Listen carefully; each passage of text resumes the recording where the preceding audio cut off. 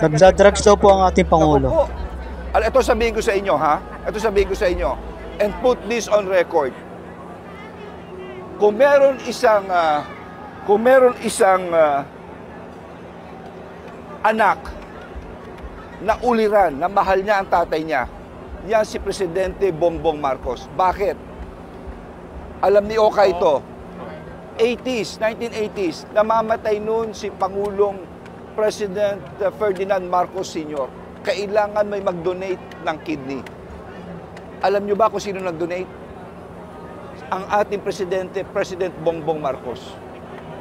1980. Kaya siya, iisa na lang kidney niya.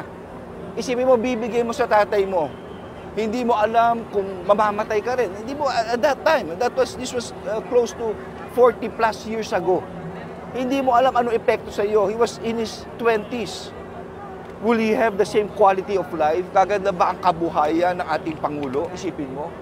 Ito ba'y makaka-apekto sa kanya? Ito ba'y magiging baldado siya? No one knows.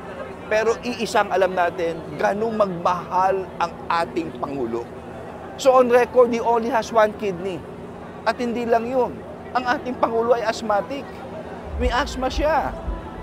Ano, tell me, kung iisa kidney mo, kung asthmatic ka pa, hindi nga bawal magsigarilyo. Sigarilyo lang bawal lang, magdadrugs ka pa ba? Look at how he answers question. Look at his demeanor. Yan ba isang drug addict? I'm sorry, I beg to disagree. And ang sinasabi ko ay factual. He's living on one kidney. Ito'y simbolo na isang pagmamahal ng anak sa kanyang ama. Ganyan ang ugali ng ating Pangulo. Salamat.